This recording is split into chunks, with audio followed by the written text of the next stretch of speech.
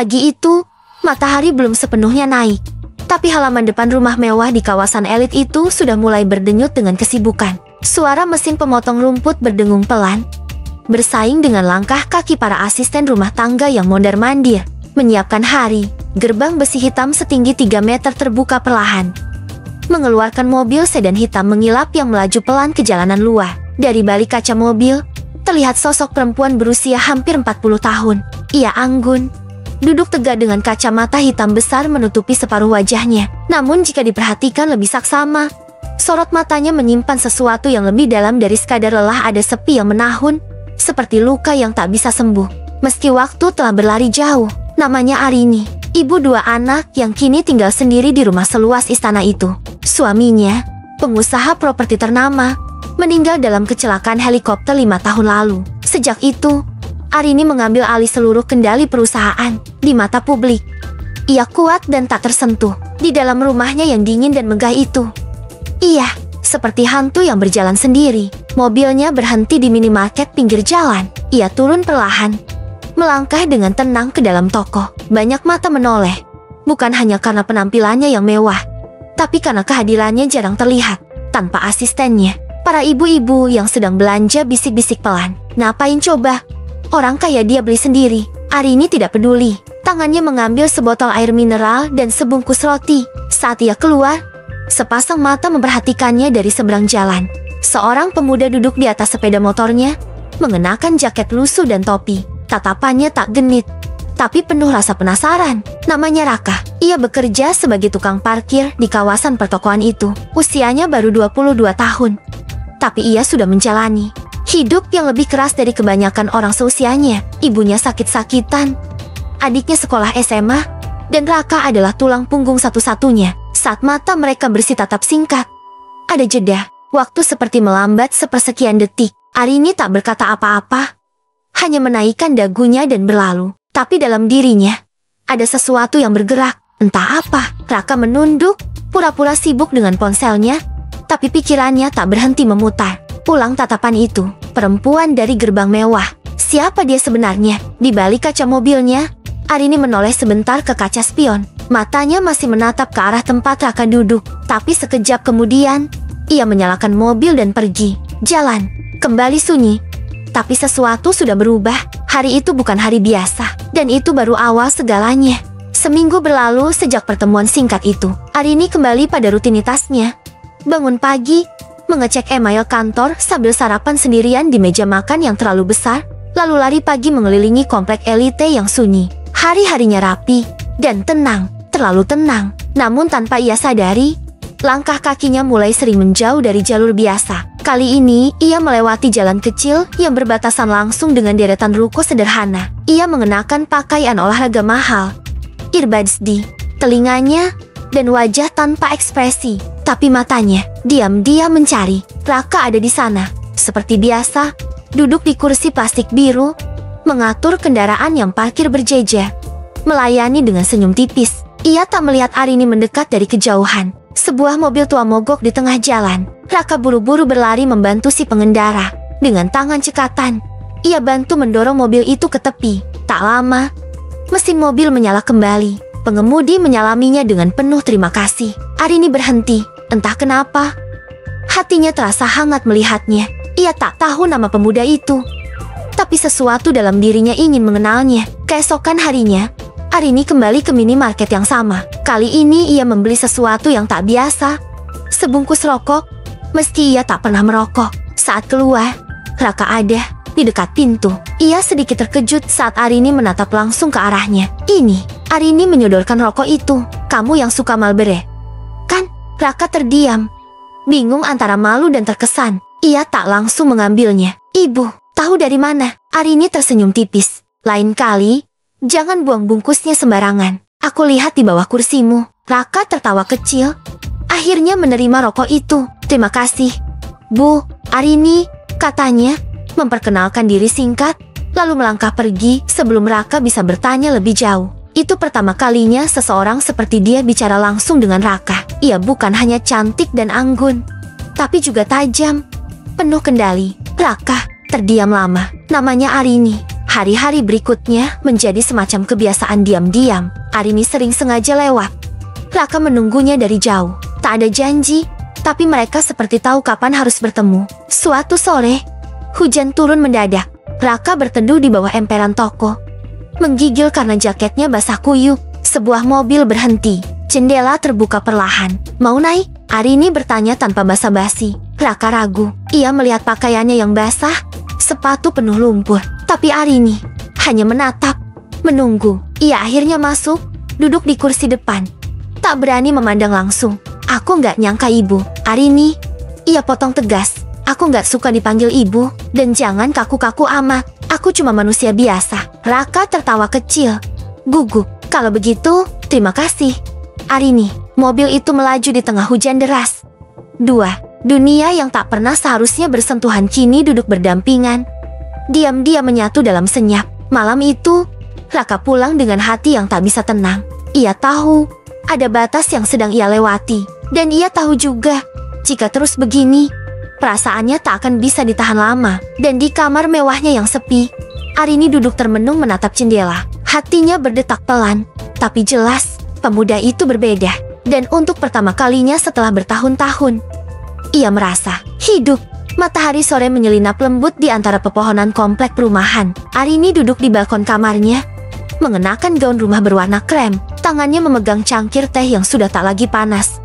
Namun pikirannya jauh dari sana. Ia memutar ulang percakapan terakhirnya dengan Raka. Cara pemuda itu tersenyum sopan, jujur, tanpa basa-basi, sangat berbeda dari laki-laki yang biasa ia temui. Bukan politikus, bukan pengusaha, bukan pencitraan. Raka, nyata. Hari-hari berlalu, dan tanpa rencana, Arini semakin sering membuat alasan untuk melintasi jalan kecil.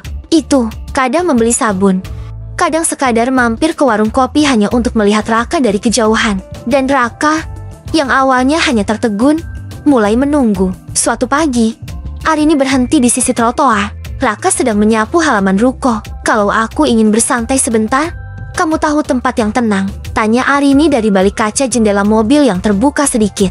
Raka terdiam sejenak, lalu tersenyum kecil. Ada, tapi tempatnya bukan kayak yang kamu biasa datangi. Aku bukan perempuan biasa, jawab Arini. Tenang. Raka naik ke mobil dengan ragu, menunjukkan arah ke sebuah bukit kecil di pinggir kota. Di sana, tak banyak orang, hanya hamparan rumput, suara angin, dan pemandangan kota dari kejauhan. Mereka duduk berdampingan di atas kap mobil, diam-diam menikmati suasana. Kenapa kamu masih sendiri? Tanya Raka pelan, tanpa berani menatap langsung. Arini menarik napas. Karena orang-orang mengira aku terlalu kuat untuk merasa kesepian. Ia menoleh, mata mereka bertemu, dan dalam tatapan itu, tak ada lagi status, usia, atau kasta, hanya dua jiwa yang terhubung dalam sunyi yang sama. Malam itu, Raka pulang dengan jantung berdetak tak karuan. Ia tak tahu apa yang sebenarnya terjadi, tapi hatinya penuh. Ia menolak berpikir terlalu jauh, tapi perasaannya sudah terlanjur melangkah duluan. Di sisi lain kota, Arini berbaring di ranjang besarnya. Matanya menatap langit-langit kamar. Tangan kirinya menyentuh dadanya sendiri, mencoba memahami degup jantung yang tak biasa. Ia mengingat betul senyum Raka, sorot matanya, dan betapa menyenangkannya momen yang begitu sederhana. Esoknya, Arini mengirim pesan lewat nomor ponsel Raka yang ia minta secara tidak langsung saat mengantarnya pulang. Kalau kamu punya waktu luang, bantuin aku angkat barang di rumah. Ada rak buku baru datang. Raka membaca pesan itu berulang kali. Jari-jarinya gemetar. Bukan karena takut, tapi karena ia tahu ia sedang ditarik masuk ke dalam dunia yang bukan miliknya. Tapi meski tahu itu, ia tetap membalas. Siap, besok jam 10. Ya, hari yang sama. Seseorang dari dalam rumah Arini, asisten rumah tangganya. Maira mengintip layar ponsel tuannya yang tertinggal di meja. Ia membaca percakapan itu. Mata Maira melebar, dan sejak saat itu, hubungan yang seharusnya rahasia mulai menjadi pengawasan diam-diam. Pukul 10 pagi, tepat seperti janjinya, Raka berdiri di depan gerbang besar rumah Arini. Ia mengenakan kaos polos bersih dan celana panjang hitam yang sedikit longgar. Tangannya berkeringat, bukan karena cuaca, tapi karena ini kali pertama ia masuk ke dalam dunia yang begitu jauh dari hidupnya. Gerbang terbuka perlahan. Raka melangkah masuk, dan dunia di dalamnya membuatnya terpaku. Taman yang luas, rumah berarsitektur Eropa, dan keheningan yang terasa seperti museum. Ia merasa terlalu kecil. Arini menyambut di pintu depan. Tidak dengan gaun mahal seperti biasanya, tapi hanya mengenakan kemeja putih longgar dan celana linen. Rambutnya diikat sederhana, tapi justru itu yang membuat Raka kehilangan kata. "Ayo masuk," katanya singkat. Raka membantu membawa dan merakit rak buku besar di ruang kerja Arini. Ia bekerja cepat dan cermat. Tak banyak bicara, tapi Arini justru menikmati diam itu. Ada ketenangan dalam kehadiran Raka, satu hal yang tak pernah ia temui di ruang rapat atau pesta sosial. Sementara itu, Maira, sang asisten rumah tangga, mencuri pandang dari balik dapur. Ia memperhatikan betapa Arini tersenyum saat Raka memegang palu, betapa ia menawari air dengan cara yang sangat lembut, berbeda dari biasanya. Mata Maira menajam. Setelah Rak selesai, Arini menawarkan makan siang. Mereka duduk di taman belakang. Berdua, makan sederhana nasi goreng dan es teh. Tapi cara mereka saling menatap, seperti pasangan lama yang kembali bertemu setelah sekian tahun. "Kamu ini kayak dunia yang gak pernah aku kenal," kata Raka pelan sambil menatap langit. Arini tertawa kecil. "Dan kamu mengingatkanku pada dunia yang pernah aku lupakan." Di saat yang sama, Maira masuk ke kamar, mengambil ponselnya sendiri. Ia membuka kamera, menzoom dari jendela lantai atas, lalu klik satu foto diam-diam. Arini dan Raka duduk terlalu dekat, tertawa bersama. Malam harinya, Maira mengirim foto itu ke seseorang akun anonim dengan profil kosong. Captionnya sederhana, "Lihat siapa yang jatuh cinta pada rakyat jelata." Besoknya, Arini menerima telepon dari adik iparnya. "Reza, aku dengar kabar aneh. Kamu sering jalan dengan siapa namanya?" "Raka." Arini terdiam. Belum ada siapa-siapa yang tahu. Tapi sekarang rahasia itu mulai bocor. "Jangan bodoh, Rin. Nama besar keluarga bisa hancur kalau kamu macam-macam dengan tukang parkir. Aku tidak meminta pendapatmu, Reza. Justru karena itu aku menelepon. Bukan karena aku peduli padamu, tapi karena aku peduli pada nama belakang kita." Telepon ditutup. Arini menatap jendela. Napasnya berat. Dinding-dinding pertahanan yang ia bangun selama ini mulai retak. Dunia luar yang kejam dan penuh penghakiman mulai merayap masuk. Dan ia tahu, apapun yang terjadi selanjutnya tidak akan bisa dihentikan dengan kata berhenti. Sore menjelang malam, langit menggantung kelabu, seperti menahan hujan yang enggan jatuh.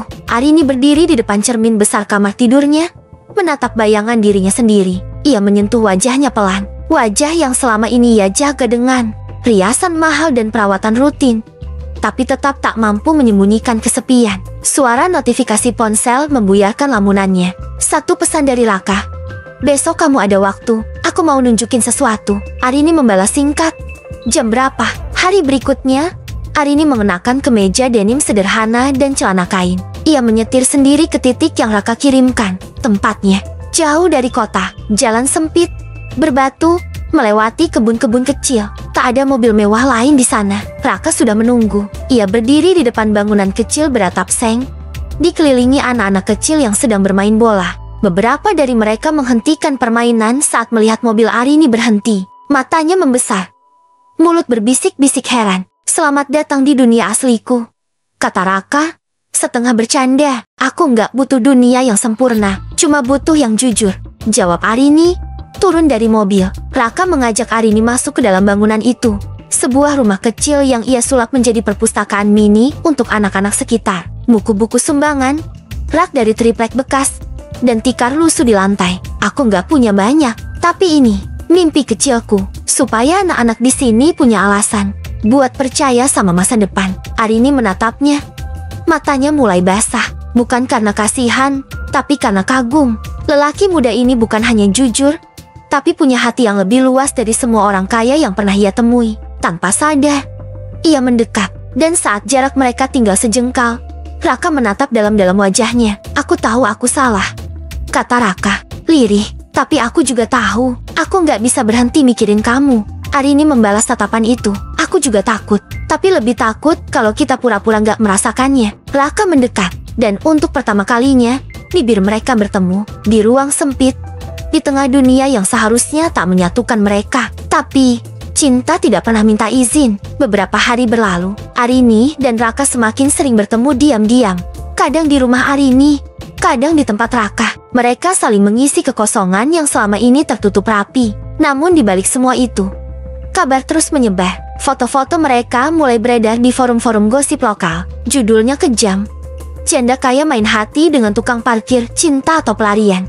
Ini sosok Raka, lelaki muda yang dekati Arini hartawan, dan di balik layar, Reza duduk di ruang kantornya. Ia menatap layar laptop dengan senyum sinis. Kalau kamu tidak tahu cara berhenti, Rin, aku akan buat dunia yang memaksamu berhenti. Sementara, Arini dan Raka mulai membuka pintu pada perasaan. Dunia mulai menyusun jebakan untuk menghancurkan mereka. Dan badai akan segera datang. Malam itu, Arini duduk sendirian di ruang tamu. Lampu temara memantulkan cahaya hangat ke dinding marmer. Televisi menyala, tapi ia tak menontonnya. Matanya terpaku pada layar ponsel membaca dan menghapus ratusan komentar di media sosialnya. Memalukan. Wanita setua itu menggoda anak muda. Uang gak bisa beli harga diri. Raka cuma numpang tenang.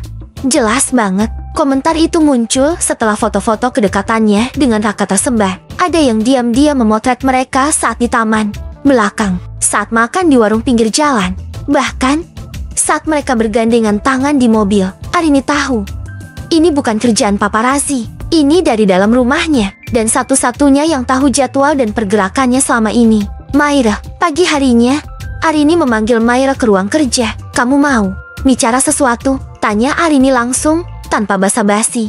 Maira berpura-pura bingung. Maaf, Bu, kamu pikir aku nggak tahu foto-foto itu kamu yang sebar? Kan? Maira menunduk, bibirnya bergetar. Tapi matanya tetap menantang. Saya cuma kasihan sama ibu. Dunia luar gak akan pernah terima hubungan kayak gitu. Dan kamu memilih jadi pengkhianat. Saya cuma buka mata ibu sebelum semuanya hancur. Arini menatap tajam. Dingin. Kamu dipecat. Hari ini juga. Tanpa tangis, tanpa pelukan, Maira keluar dari rumah itu dengan koper kecil dan kepala tegak. Tapi, sebelum pergi, ia sempat berbisik ke penjaga gerbang. Tunggu aja, hancurnya belum mulai. Sementara itu, di tempat lain, Raka diterpa badai dari arah berbeda. Ibunya yang sakit-sakitan kini mulai dibisiki tetangga. Wajahnya muram saat memanggil Raka duduk. Apa yang kamu lakukan? Nah, aku cuma suka sama dia. Bu, dia bukan cuma beda usia. Dia dari dunia yang akan lempar kamu kapan saja. Dia enggak seperti yang orang bilang. Sang ibu menangis. Kamu kira mereka akan biarkan kamu bahagia? Nama baik keluarga kita udah jadi bahan gosip. Raka terdiam, dada sesak. Ia tidak ingin menyakiti ibunya, tapi perasaannya pada Arini bukan hal yang bisa disangkal. Beberapa hari kemudian, sebuah surat datang ke rumah Arini. Isinya resmi dan penuh tekanan. Dewan direksi perusahaannya meminta pertemuan darurat. Posisinya sebagai pemimpin mulai digoyang. Mereka mulai mempertanyakan kestabilan pribadi Arini dan potensi rusaknya reputasi perusahaan. Arini menatap surat itu lama. Dunia yang dulu ia bangun dengan kekuatan dan wibawa, kini menggertaknya dari segala sisi. Sore harinya, Arini dan Raka bertemu di tempat biasa di bukit kecil yang pernah jadi awal kedekatan mereka. Aku nggak nyangka segalanya secepat ini berubah, kata Raka pelan. Kita seperti orang yang berdiri di tengah laut saat badai datang, balas Arini. Tapi aku tetap di sini selama kamu masih mau aku. Arini menatapnya dalam wajah lelaki muda itu. Ia melihat ketulusan yang tak tergoyahkan. Aku gak takut kehilangan semuanya, bisik Arini. Yang aku takut cuma kehilangan kamu. Di kejauhan, langit menggelap. Badai belum benar-benar tiba, tapi keduanya tahu ketika cinta menantang dunia, tak ada yang bisa mereka harapkan selain satu sama lain.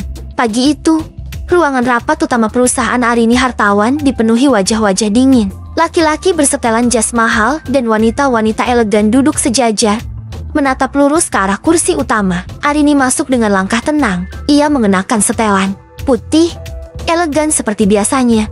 Tapi sorot matanya tak sekeras dulu. Ia tahu, rapat ini bukan soal kebijakan perusahaan. Ini tentang dirinya, tentang harga diri yang dipertanyakan. Reza duduk di ujung kanan ruangan, membuka suara. Maaf, Mbak, tapi Dewan merasa perlu mempertanyakan stabilitas kepemimpinanmu. Apa yang kamu lakukan menyangkut reputasi semua lini bisnis kita. Yang saya lakukan adalah memilih bahagia, jawab Arini tanpa getar sedikit pun. Bahagia tidak bisa jadi alasan jika mengancam masa depan ratusan karyawan, mitra, dan investor.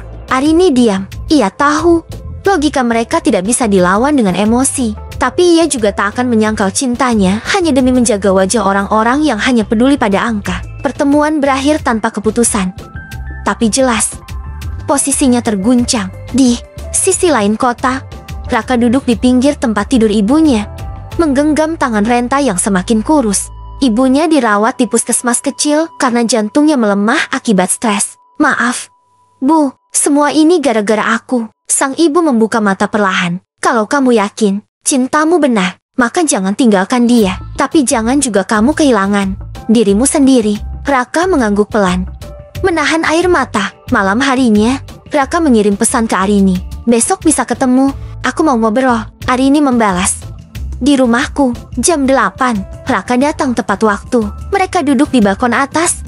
Langit malam berkilau lembut. Tapi ada ketegangan aneh di antara mereka. Sunyi lebih banyak bicara daripada kata-kata. Aku pikir aku bisa melawan semuanya, ujar Raka akhirnya. Tapi sekarang aku sadar, dunia ini bukan cuma tentang kita berdua. Arini menatapnya lama. Kamu mau mundur? Raka menggeleng. Aku nggak mau. Tapi aku juga nggak bisa lihat kamu dihancurkan karena aku. Kalau aku harus hancur, lebih baik karena aku memperjuangkan sesuatu yang nyata. Tapi kamu bisa kehilangan semuanya. Aku sudah pernah kehilangan suami, nama baik, hidup yang utuh. Apa bedanya sekarang? Hening. Mata mereka saling menahan luka yang tak bisa disampaikan. Cinta itu masih ada, masih kuat. Tapi tekanan dari dunia luar membuatnya seperti napas yang perlahan dicekik. Tiba-tiba, bel rumah berbunyi. Arini bangkit dan membuka pintu. Tamu yang tak diundang itu seorang wartawan dari media gosip online, lengkap dengan kamera tersembunyi di kancing bajunya. Bu Arini, kami dengar hubungan Anda dengan Raka. Apakah ini cinta atau manipulasi? Klik. Satu kilatan foto. Raka berdiri di balik pintu. Wartawan itu langsung membidik ke arahnya. Arini menutup pintu keras-keras. Napasnya naik turun. Kita nggak punya waktu lagi, katanya. Malam itu, cinta mereka tak lagi bisa bersembunyi. Dan perang telah benar-benar dimulai. Pagi itu, layar-layar ponsel di seluruh kota ramai dengan satu berita utama. Skandal cinta janda kaya dan pria muda. Raka diduga terima uang ratusan juta. Gambar utamanya, Raka memegang kantung coklat keluar dari rumah Arini. Judul yang dipelintir, narasi yang disusun untuk satu tujuan, menjatuhkan. Di warung kopi, para pengunjung memperdebatkan. Di ruang kantor, para karyawan berbisik-bisik.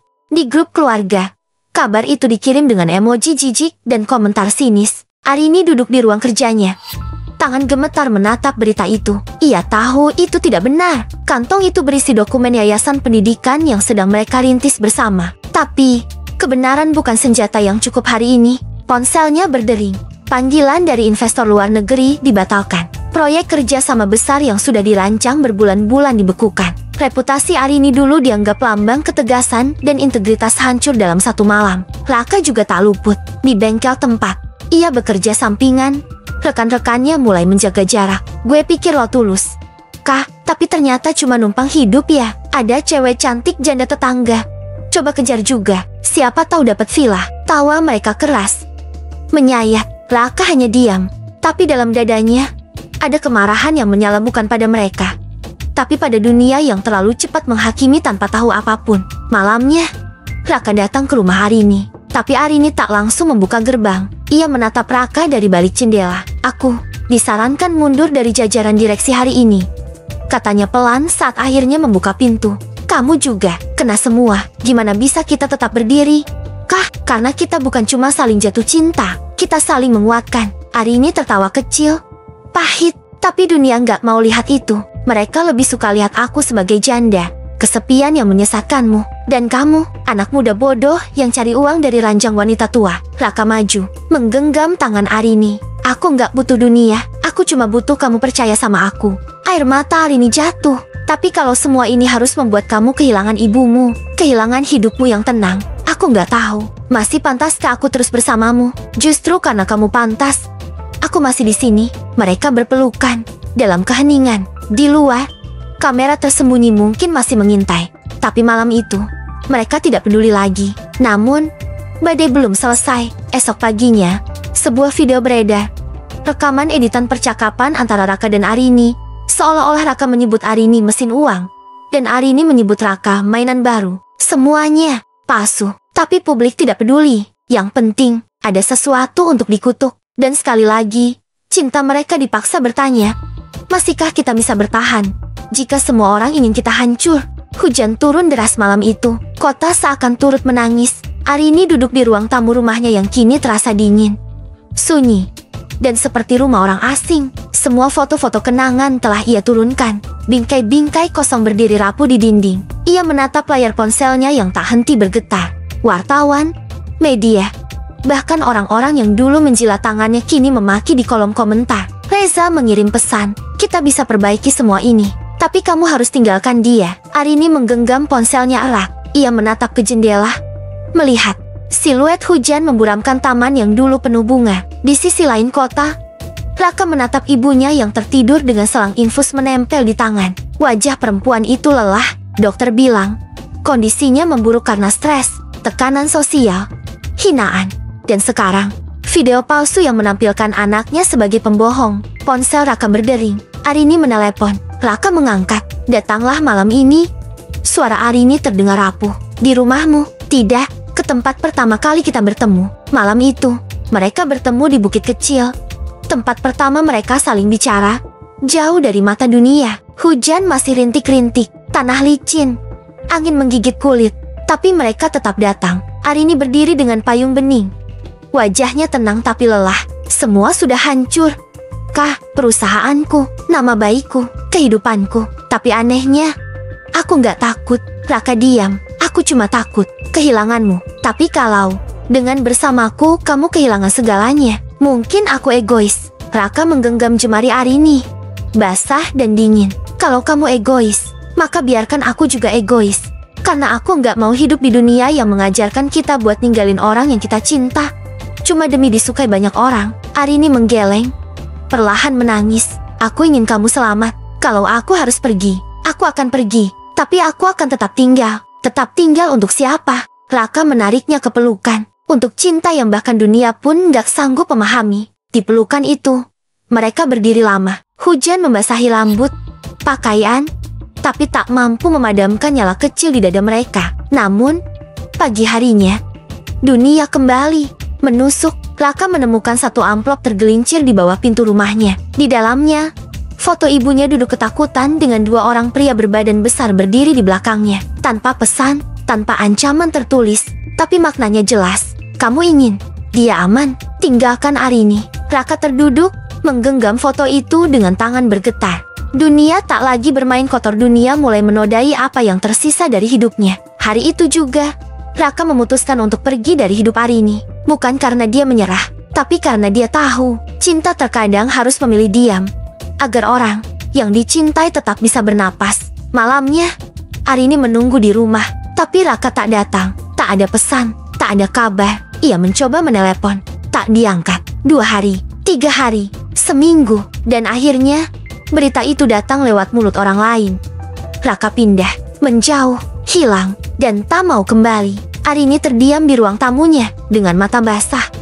Ia hanya bisa berbisik, kalau ini bukan akhir, maka aku akan menunggu. Tapi jika ini akhirnya, setidaknya kita pernah benar-benar mencintai. Dan malam itu, cinta mereka berubah menjadi legenda tentang dua jiwa dari dunia berbeda yang mencoba bersatu, tapi dihancurkan oleh dunia yang tidak pernah memberi ruang untuk cinta yang tak sesuai selera mereka. Beberapa bulan berlalu sejak kepergian Raka. Arini menjalani hari-harinya dengan beban yang semakin berat. Perusahaan yang dulu gemilang mulai meredup, tapi di dalam hatinya, satu hal tak pernah hilang.